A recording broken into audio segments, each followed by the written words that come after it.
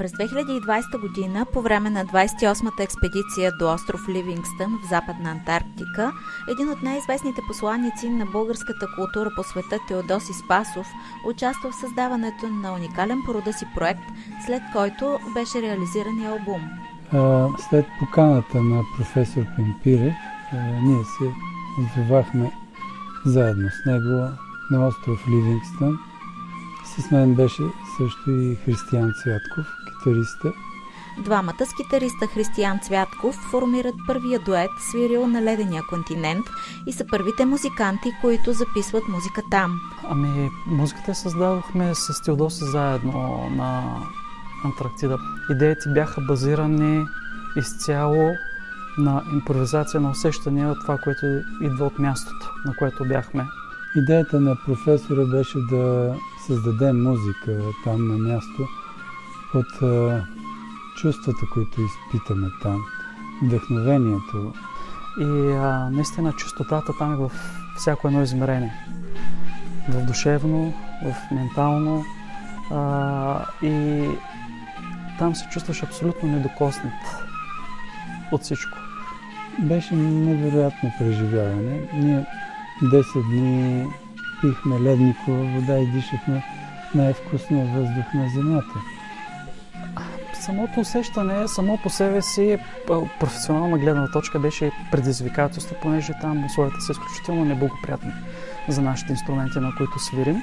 Но имаше 3 хубави дни, в които температурата беше минус 10, плюс 10 и тогава се състояха и нашите на живо изпълнение пред тюлени и пингвини. Дни по-късно те изнасят концерт пред публика в антарктически води на борда на испанския военен научно-изследователски кораб Есперидес, плаващ в пролива на Брансфилд.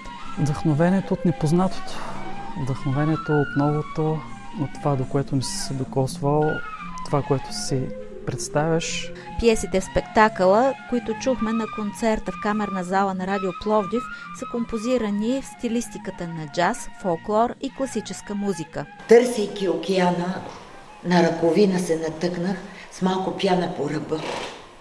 Пяната океана вкусих и пян от влага се озовах на небе по-више. В последствие вече прерасна проекта в малко по-широк мащаб, като поканихме и Бойка, и Любо с нас. В събитието взе участие и актрисата и режисьор Бойка Велкова, на която партнира актьорът Любомир Ковачев. Душата ми плаче за сняг, за бяло, за чисто душата ми плаче. Видях много земи, много свят. Видях герои, видях палачи. Душата ми плаче за сняг. Много съм щастлива, че съм част от този проект, защото да си на сцената с Теодоси е чест. И самата музика на Теодоси, както и китарата, отварят се други сетива към него самия, към едни бездни, които са напълно непознати, една мистерия. Душата ми плаче за сняг. Чиста следа, в снега да оставя. Има така един магнетизъм, когато са места като Антарктида, където е безлюдно и снежно, и места, които са приказни. Поезията, която звуча по време на спектакъла, включва произведения от различни автори и епохи. И мисля, че това изразява по съвсем различен начин цялата наша концепция, т.е. в музиката да има и думи.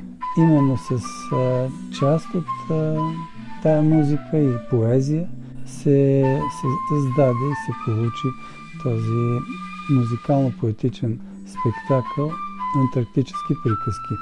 Отделно би трябвало да излезе албум с композициите, които създадохме с Теодоси, където има още наши приятели музиканти, които участват в него и се надявам скоро да излезе на бял свят.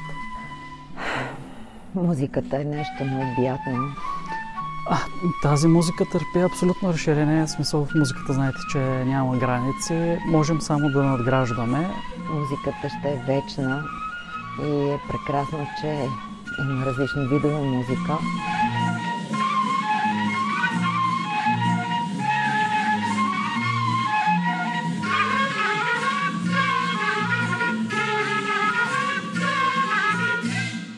Слушайте Радио Пловдив и ни последвайте във всички социални мрежи.